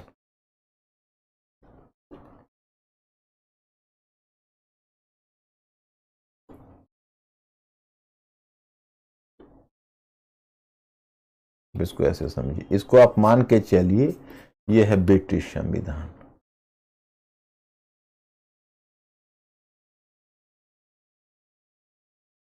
ओके, तो ब्रिटिश संविधान में विधानमंडल, तो विधानमंडल में वैसे तो 2 सदन हैं, लेकिन मैं बात करता हूं पार्लियामेंट का। पार्लियामेंट में तो दोनों सदन हैं, हाउस ऑफ लॉर्ड्स और हाउस ऑफ कॉमन्स। ये मुझे लगता है और देखने में आपको दिक्कत हो, ये छोटा ही कर देता हूं। हाउस ऑफ लॉर्ड्स और हाउस ऑफ कॉमन्स 2 सदन है, लेकिन मैं मान के चलता हूं कि आप लोग कम से कम आप पार्लियामेंट ही तो समझिए। तो देखो, ब्रिटेन की पूरी आस्था, जैसे सरकार के 3 निकाय हैं। अब एक है कार्यपालिका,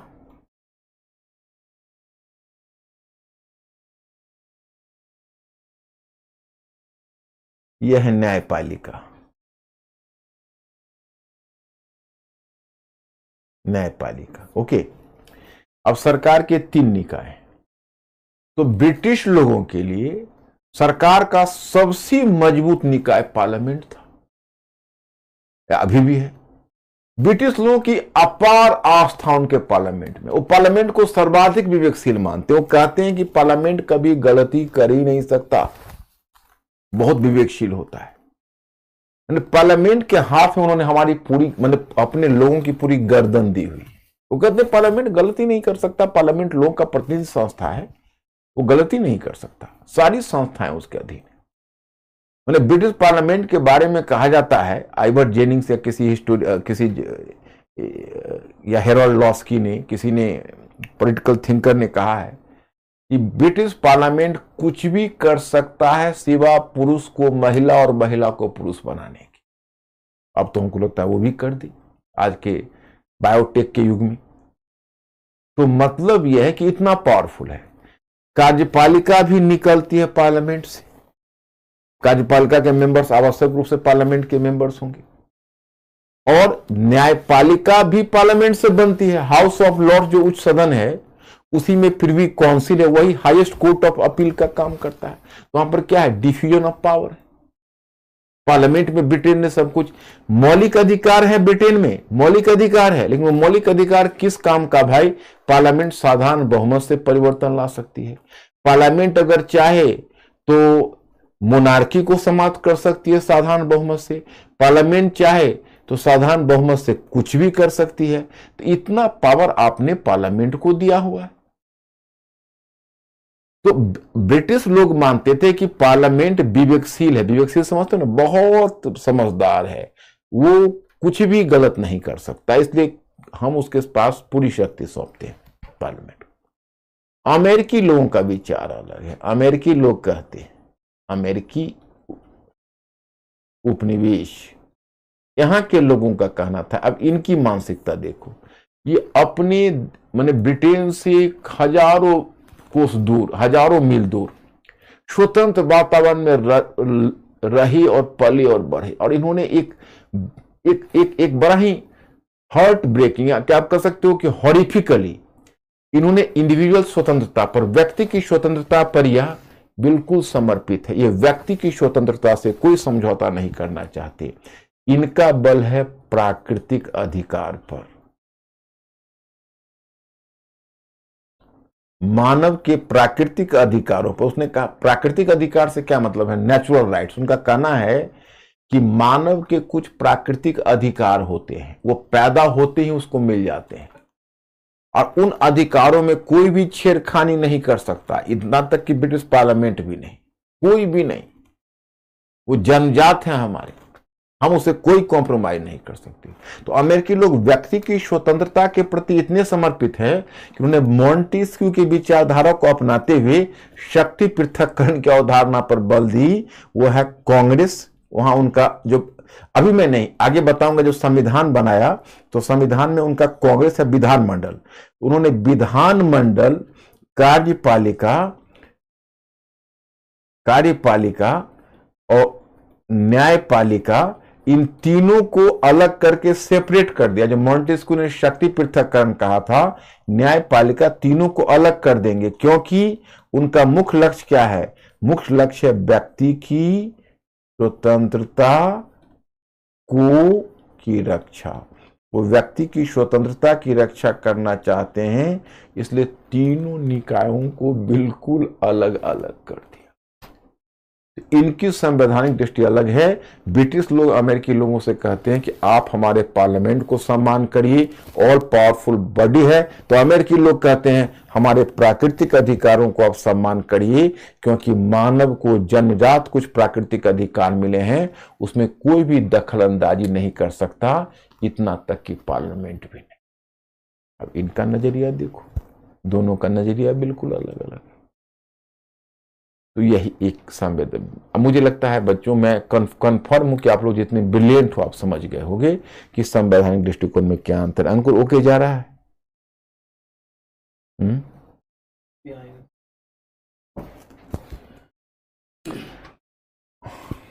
ओके हो माय स्टूडेंट्स? अब आते हैं तात्कालिक कारण पर। अब देखिए,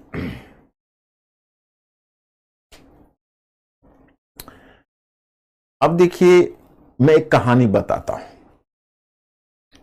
आप लोग को सुनना पड़ेगा जिज्ञासा से, और दिमाग को, जब तक मेरा क्लास चलता रहे आपको पूरी तरह से, क्योंकि देखो अब वैसे भी क्लास का ड्यूरेशन तो आप लोगों का तकरीबन एक घंटे 20 मिनट है।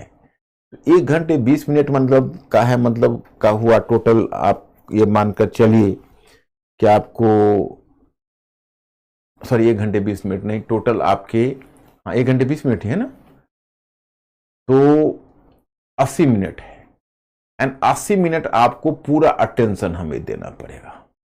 उसमें मैं कोई भी चाहता हूं कि डाइवर्जन आपके दिमाग में ना हो। देखो ब्रिटेन में क्या है कि मोनार्क था, जैसे आज आप ब्रिटिश कॉन्स्टिट्यूशन जानते होगे, तो ब्रिटिश कॉन्स्टिट्यूशन आज क्या है, तो आज ये है कि एक राजतंत्र है, इसको किंग बोलते हो। अभी आप जान ही रहे हो कि चार्ल्स थर्ड का सिंहासनारोहण हुआ है बड़े धूमधाम से, 220 देशों के प्रतिनिधियों ने हिस्सा लिया है। आप लोगों ने भी देखा होगा टीवी पर या फिर न्यूज़पेपर में पढ़ा होगा। तो ये किंग है, और इसके नीचे अब यहां पार्लियामेंट है, तो पार्लियामेंट में 2 सदन है, एक उच्च सदन है हाउस ऑफ लॉर्ड्स, और एक निम्न सदन है हाउस ऑफ कॉमन्स।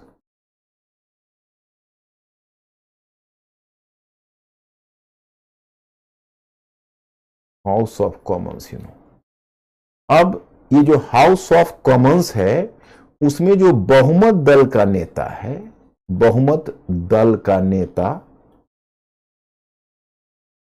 वो मंत्रिमंडल का गठन करता।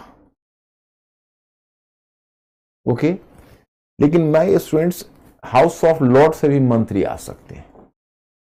और मैं एक बात बता दूं कि जो आज ब्रिटिश संविधान आप देख रहे हो और कह रहे हो कि हम ब्रिटिश वेस्टमिनिस्टर मॉडल पर हमने अपना कॉन्स्टिट्यूशन बनाया, लेकिन हमने अपने कॉन्स्टिट्यूशन को अधिनियमित, आत्मार्पित और अंगीकृत जिस कॉन्स्टिट्यूशन को किया, जिस संविधान को किया, उस संविधान को बनने में ब्रिटेन में 1000 वर्ष लगे। वो ग्रेजुअली इवॉल्व किया। एक समय था कि राजतंत्र पावरफुल था, पार्लियामेंट धीरे धीरे अपनी जगह बनानी शुरू कर दी। मैं आपको गौरवपूर्ण क्रांति बताया हूं कि गौरवपूर्ण क्रांति में पार्लियामेंट ने किंग को चुना, मतलब किंग को अपने मन मुताबिक किंग को लाया। तो पार्लियामेंट की शक्ति पहले से बढ़ी, परंतु अभी भी मोनार्क पावरफुल था। पहले हाउस ऑफ लॉर्ड्स ज्यादा पावरफुल था, हाउस ऑफ कॉमन्स उससे कमजोर था। अब बात उल्टी हो गई, मोनार्क जो किंग है वो नाम मात्र का हेड रह गया। बस कहता है किंग कभी गलती नहीं करता, क्योंकि उसके पास गलती करने के लिए पावर ही नहीं। और हाउस ऑफ लॉर्ड्स भी हमारे राज्यसभा से भी कमजोर बन गया। 1932 में एक कानून लाकर हाउस ऑफ कॉमन्स ने उसकी सारी शक्ति छीन ली। तो मैं आपको बताना चाहूंगा कि ये जो हाउस ऑफ कॉमन्स वो मंत्रिमंडल का गठित कर, उसका नेता जो होता वो मंत्रिमंडल, वो प्रधानमंत्री बनता। तो इस समय किंग था, जब अमेरिकी क्रांति जब होनी है, उस समय किंग था जॉर्ज तृतीय। जॉर्ज तृतीय किंग है। अब ये जॉर्ज तृतीय किस वंश का है उसको मैं बताता हूं। वंश का नाम है हैनोवर वंश। जॉर्ज तृतीय हैनोवर वंश का शासक है। अब मैं एक इंटरेस्टिंग बात आपको जॉर्ज के खानदान के बारे में बताता हूं। देखिए, जॉर्ज प्रथम और जॉर्ज सेकेंड द्वितीय, ये दोनों हैनोवर माने हैनोवर वंश का ही शासक था, और हैनोवर जर्मनी में है, तो जर्मनी से आया था। अब इन दोनों शासकों का प्रॉब्लम क्या था, ये दोनों होम सिक थे। होम सिक का मतलब है कि अधिक समय तक ब्रिटेन से बाहर रहना पसंद करते थे, मतलब हैनोवर में रहना पसंद करते थे। ओके। और दूसरा, इन दोनों को अंग्रेजी नहीं आती थी, ये जर्मन जानते थे। तो इसका फायदा ब्रिटेन के पार्लियामेंट ने उठाया। और एक तो ये होते नहीं थे, तो इनकी अनुपस्थिति में पार्लियामेंट अपना जो मंत्रिमंडल है, जो पार्लियामेंट से ही निकली थी, अपना पावर बढ़ाती रही, पार्लियामेंट्री पावर बढ़ाता रहा। दूसरा, उनको अंग्रेजी नहीं आती थी, तो उनसे कुछ भी लिख कर, यहां से कोई भी पिटीशन लिख कर उसे साइन करवा लेता था, तो पावर लूज होता गया। दोनों जॉर्ज के समय मोनार्क की पावर, बहुत सारी पावर मोनार्क की चली गई। अब उसके बाद जो जॉर्ज तृतीय आया, वो जॉर्ज तृतीय पहले, जॉर्ज तृतीय अपने पावर के प्रति बहुत कॉन्शियस था। पहले तो अपने पिता और दादे को उसने मन मुताबिक गालियां दी कि भाई इन निखटुओं के कारण हमारे बहुत सारे पावर चले गए। और फिर जॉर्ज तृतीय की कोशिश ये हुई कि हम अब पावर लूज ना करें, ये जॉर्ज तृतीय का सोचना था। तो जॉर्ज तृतीय पावर लूज ना करें, सिर्फ यही नहीं, जॉर्ज तृतीय ये प्रयास करने लगा कि पीछे जो हमने पावर लूज किया हमारे पूर्वजों ने, उसको हम रिगेन कर ले, दोबारा उस पावर को प्राप्त कर ले। तो जॉर्ज तृतीय क्या करता, जानबूझ के अपने खोए हुए पावर को प्राप्त करने के लिए किसी भी मंत्रिमंडल को 2 वर्ष से ज्यादा टिकने नहीं देता था। और संयोग से जॉर्ज तृतीय का यह पावर गेम चल रहा था, उसी समय अमेरिका का मामला आ गया और अमेरिका का मामला उलझ गया, और उसी में अमेरिकी क्रांति घटित हो गई। तो मैं एक इंटरेस्टिंग बात बताता हूं। सेकेंड वर्ल्ड वॉर के बाद British prime minister mister Churchill था, चर्चिल। और चर्चिल पार्लियामेंट में खड़ा होकर, क्योंकि इंडिया के आजादी, माने इंडिया में आजादी की मांग तेजी से चल रही थी, 1945 की बात कर रहा हूं, तो वहां पर खड़ा होकर चर्चिल भाषण दे रहा था।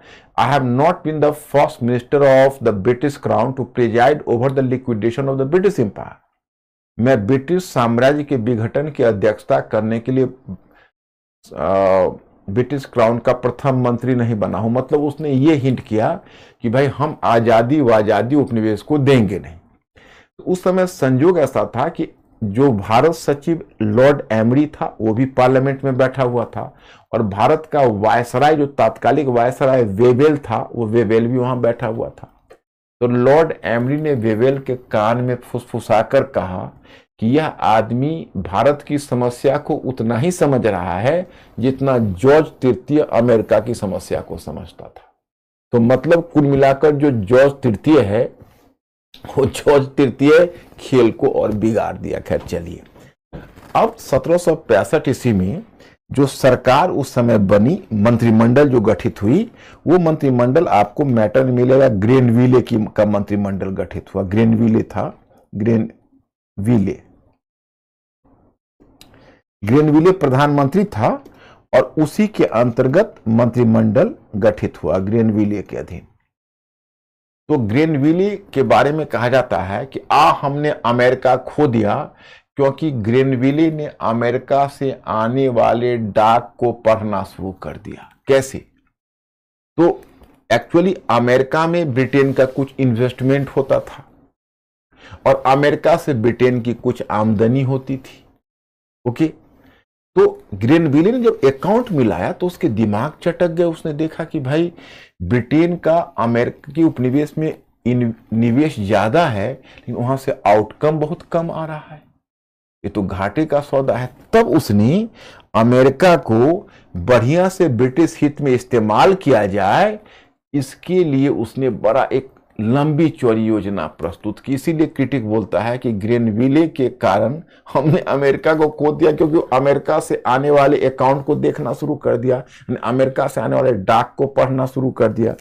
तो क्या हुआ कि पहला उसने देखा कि नौ परिवहन कानून, जिसको जहाज रानी कानून कहते हो, जिसमें था कि अमेरिकी उपनिवेशों के व्यापार पर नियंत्रण लगाया जाए, वो कागज पर ही था, पेपर पर ही था, उसका वास्तव में अभी ढंग से क्रियान्वयन नहीं हुआ था। सबसे पहले ग्रेनविले की सरकार ने यही कहा कि हमको उसे ढंग से क्रियान्वयन करना है। तो पहला पॉइंट आप यहां देखोगे, मैं अब जहां खड़ा हूं वहां पर आपका पॉइंट लिखा हुआ है, और मैटर तो मैं आपको एडवांस में दे देता हूं कि आपको कुछ भी दिक्कत ना हो, फिर दोबारा जाकर आज पढ़ोगे। नौ परिवहन कानून को कठोरता से, वो नौ परिवहन कानून को कठोरता से लागू करने का निर्णय लिया कि हम इसको लागू करेंगे। दूसरा, उसने तस्करी विरोधी कानून को भी कठोरता से लागू करने का निर्णय लिया। तो तस्करी विरोधी कानून को कठोरता से लागू करने का निर्णय लिया तो तस्कर लोग परेशान हो गए। ओके, और अतिरिक्त रकम प्राप्त करने के लिए उसने दो नए टैक्स लगा दिए, स्टाम्प एक्ट और शुगर एक्ट। स्टाम्प एक्ट का मतलब है कि अब ब्रिटेन में जो भी समाचार पत्र बिकना है, वो समाचार पत्र पर अब स्टाम्प चिपकेगा, उसका रेवेन्यू ब्रिटेन को जाएगा। और दूसरा शुगर एक्ट का मतलब हुआ शुगर यानी चीनी, रम आदि पर अतिरिक्त कर लगा दिया। ये सब इंटरनल टैक्स था। इंटरनल टैक्स का मतलब जस्ट लाइक एक्साइज ड्यूटी या सेस टैक्स कर सकते हो। देखो, दो तरह का टैक्स होता है। एक होता है कस्टम ड्यूटीज। कस्टम ड्यूटी में क्या होता है कि वस्तुएं आपके देश से बाहर जा रही हो या आपके देश से बाहर से आ रही हो, तब जो टैक्स लगता है उसको बोलते हैं कस्टम ड्यूटी। लेकिन जो आपके अंदर बिक्री, खरीद बिक्री होती है और आपके मार्केट में टैक्स लगता है, वो टैक्स सेल्स टैक्स होता है, एक्साइज ड्यूटी होती है। हम लोग के यहाँ जीएसटी हो गया है। तो उसी तरह का टैक्स था। तो जब ये टैक्स लगाया तो अमेरिकी उपनिवेशों ने हल्ला मचाना शुरू कर दिया। आपको यहीं से समस्या शुरू हुई, और 13 अमेरिकी उपनिवेशों में 9 उपनिवेशों ने न्यूयॉर्क में बैठक की। न्यूयॉर्क में, और न्यूयॉर्क में 13 में से 9 उपनिवेशों के प्रतिनिधियों की बैठक हुई। और जानते हो कि उन्होंने नारा दिया, प्रतिनिधित्व के बिना कर नहीं। यहां से देखो संविधानवाद दुनिया में कितना प्रोत्साहन मिला। नो टैक्सेशन विदाउट रिप्रेजेंटेशन, मतलब जब तक आप हमें प्रतिनिधित्व नहीं देंगे, आपको टैक्स लगाने का हम पर अधिकार नहीं है। मतलब आपको प्रतिनिधित्व देना पड़ेगा, तभी आप हम पर टैक्स लगा सकते हो। देखो, आज भी दुनिया में टैक्स लगाने का अधिकार पार्लियामेंट को होता है। याद करो, जीएसटी में जब तक राज्यसभा को सरकार मैनेज नहीं कर पाई, कांग्रेस सरकार लाख प्रयास करती रही, जीएसटी नहीं लग पाया, क्योंकि राज्यसभा में उसका मेजोरिटी नहीं थी। तो माय फ्रेंड्स, प्रतिनिधित्व के बिना कर नहीं, आज भी पूरी दुनिया में इस चीज को फॉलो किया जा रहा है कि जनता के प्रतिनिधि को ही कर लगाने का अधिकार है। तो जब यह नारा अमेरिकी लोगों ने दिया, और फिर इसलिए ब्रिटिश पार्लियामेंट को अमेरिकी को उसने तर्क दिया कि देखिए, अमेरिका का कोई प्रतिनिधि ब्रिटिश पार्लियामेंट में नहीं बैठता है, इसलिए ब्रिटिश पार्लियामेंट को हम पर आंतरिक कर लगाने का अधिकार नहीं है, सिर्फ बाह्य कर लगाने का अधिकार है। यानी कस्टम ड्यूटी तो लगाने का अधिकार है, परंतु स्टाम्प एक्ट और शुगर एक्ट जैसे टैक्स लगाने का अधिकार नहीं है। यहीं से बवेला शुरू हुआ, यहीं से शुरुआत हुई वहां की।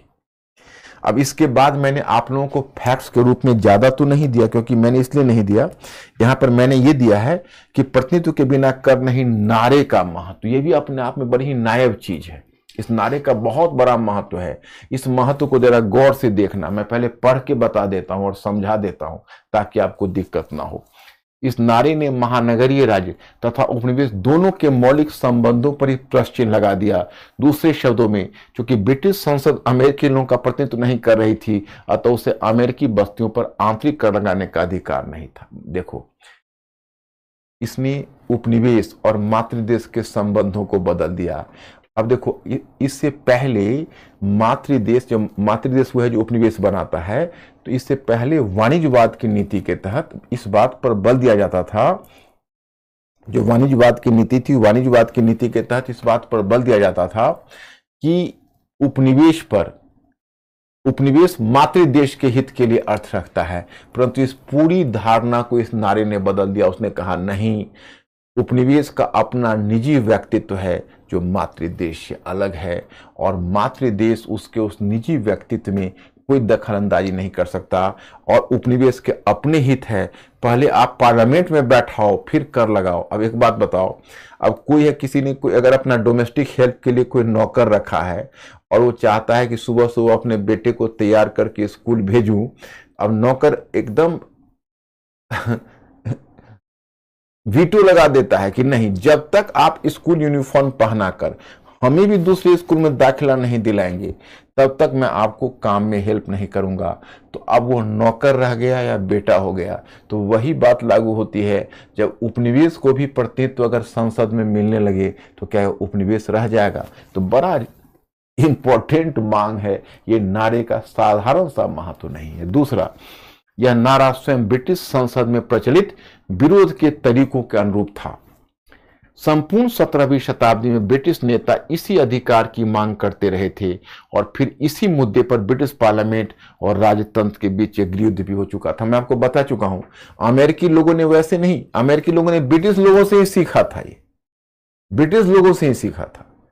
ब्रिटिश पार्लियामेंट और जब अमेरिकी राजतंत्र को स्टुअर्ट वंश के समय मैंने आपको बताया था कि जब दोनों के बीच जब संघर्ष हो रहा था और दोनों के बीच जब विवाद चल रहा था, उस समय यह मांग उठाई थी। उस समय ब्रिटिश पार्लियामेंट ने ही यह बात उठाई थी, प्रतिनिधित्व के बिना कर नहीं, जनता के प्रतिनिधि को कर लगाने का अधिकार है। उस समय अमेरिकी उपनिवेश के लोगों ने भी इस बात को सुन लिया और सुनकर यही मांग ब्रिटेन पर थोप दी कि जनता के प्रतिनिधि को कर लगाने का अधिकार है, तो आप हमको पार्लियामेंट में बैठाइए फिर कर लगाइए। उन्हीं से सीखा। और अमेरिकी उपनिवेश के द्वारा प्रतिनिधित्व की मांग अपने आप में विशिष्ट थी, क्योंकि यह मांग एक उपनिवेश के द्वारा उस समय की जा रही थी जब यूरोप के अधिकांश क्षेत्र में भी लोगों को प्रतिनिधित्व नहीं मिला था। अब बताइए, ब्रिटेन में तो चलिए एक पार्लियामेंट काम कर रही थी, क्या फ्रांस में ऐसी पार्लियामेंट काम कर रही थी? नहीं ना। बेल्जियम में काम कर रही थी? नहीं ना। हॉलैंड में? नहीं ना। तो जिस समय यूरोप के लोगों को भी अभी तक प्रतिनिधित्व नहीं मिला था, उस समय उपनिवेश के लोग अपने प्रतिनिधित्व की मांग कर रहे थे। यह भी अपने आप में एक बहुत बड़ी बात थी। और last but not the list, इसने भविष्य में उपनिवेश विरोधी आंदोलनों के लिए एक प्रेरणा स्रोत का काम किया। भारत में भी कांग्रेस के नेताओं ने ब्रिटिश के समक्ष यह मांग रखी। मतलब ये इतना ही नहीं, ये जो मांग है प्रतिनिधित्व के बिना कर नहीं, ये उपनिवेश विरोधी आंदोलन का प्रतीक बन गया। आगे भारत के नेताओं ने भी कांग्रेस के रिजीम में, जैसे उदारवादी नेतृत्व है, उसकी भी यही मांग थी, प्रतिनिधित्व के बिना करने।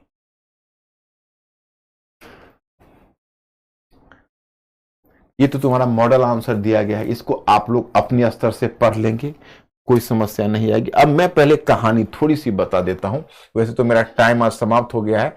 क्वेश्चन तो आप लोग भी अपने स्तर से पढ़ लोगे और आप लोग भी ब्रिलियंट हो, बहुत कुछ समझते हो, और नहीं भी समझो तो मुझसे आप कम्युनिकेट करो, क्योंकि मैं नहीं चाहता हूं कि मेरे क्लास से कोई भी स्टूडेंट यह समझने की उसकी समस्या हो, क्योंकि आप लोगों को हमको थिंकिंग क्रिएचर बनाना है, सोचने वाला प्राणी बनाना है। और वो तभी होगा जब आप लोग एकदम बिल्कुल ही कोई भी हिचक से मुक्त होकर हमारे साथ संचार स्थापित करोगे, संवाद स्थापित करोगे, अपना प्रॉब्लम बताना।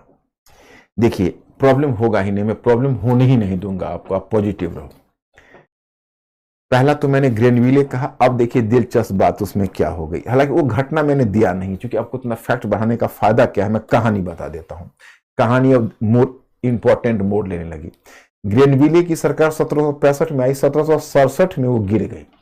तो 1767 में उसकी सरकार गिर गई, तो 1767 में एक नई सरकार स्थापित हुई। रॉकिंघम उसका प्राइम मिनिस्टर हुआ। क्योंकि किसी भी सरकार को जॉर्ज तृतीय अधिक समय तक नहीं टिकने देता था, तो रॉकिंघम अब प्राइम मिनिस्टर हुआ और वो दूसरी सरकार आई। तो रॉकिंघम की सरकार थी, उसने क्या किया, सारे कानूनों का जो भी ग्रेनविले स्टाम्प एक्ट, शुगर एक्ट था, जो ग्रेनविले उस सबको रद्द कर दिया। उसने कोई कर नहीं लगाया, लेकिन उसने एक घोषणा की, उसको कहते हैं डिक्लेयर एक्ट। उसने घोषणा यह कर दी कि वैसे तो मैं कर नहीं लगा रहा हूं, लेकिन ब्रिटिश सरकार को अमेरिकी उपनिवेश पर कर लगाने का अधिकार है। केवल सिद्धांत की बात उसने की, कर कोई लगाया नहीं। फिर भी अमेरिकी लोगों ने हल्ला मचाना शुरू कर दिया, नहीं कर लगाने का अधिकार नहीं है। चलिए, उसके समय कोई खास झमेला नहीं हुआ। 1769 में उसकी भी सरकार गिर गई, क्योंकि जॉर्ज तृतीय किसी भी सरकार को अधिक समय तक तो रहने नहीं देता था। अब आ गई पिट की सरकार। पीठ प्रधानमंत्री नाम है, पीठ कोई ऐसी नहीं, पीठ की सरकार आ गई, पीठ द एल्डर एंड पीठ द यंगर, पीठ की सरकार आ गई। और उसमें जो वित्त मंत्री था, वो वित्त मंत्री कौन था? टाउनसेंड था। टाउनसेंड को उसने वित्त मंत्री बनाया था, नाम वाम याद रखने की जरूरत नहीं है। टाउनसेंड ने 5 वस्तुओं पर आंतरिक कर नहीं लगाया, बाह्य कर लगाया। जैसे उसने रंग पर कर लगाया, धातु मुद्रा पर कर लगाया, तंबाकू पर कर लगाया, चाय पर कर लगाया, एक किसी और भी आइटम पर लगाया था। 5 वस्तुओं पर उसने कर लगाए। अब अमेरिकी लोगों ने उस पर हल्ला मचाना शुरू कर दिया। अब देखो कैसे अमेरिकी क्रांति होगी, कैसे संघर्ष होगा, अमेरिका कैसे आजाद होगा, फिर कैसे अमेरिका का संविधान बनेगा। तो कल आप लोग अमेरिकी संविधान तक पढ़ के आ जाना, शेष में देख लूंगा। आप अमेरिकी संविधान तक, संविधान निर्माण की चुनौती, यहां तक आप पढ़ लेना। गृहयुद्ध से पहले तक कल आप पढ़ लेना, है ना, फिर गृहयुद्ध का देख लेंगे। ओके, तो कल मिलते हैं, आज यही रुकते हैं। Okay, thank you very much my students. Ankur ठीक है सब कुछ?